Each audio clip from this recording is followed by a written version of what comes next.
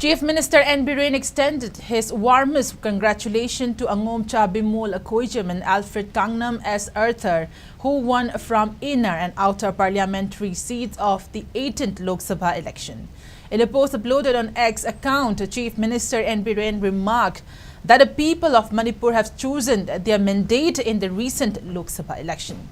He added that the public's mandate serves as an inspiration to undertake commendable efforts for the welfare of the indigenous population. Furthermore, the successful mandates will operate under BJP government led by Prime Minister Narendra Modi and will strive to bring development to the state in every possible way. Chief Minister N. Biren reaffirmed his commitment in working for the welfare of the people and bringing positive change to the state.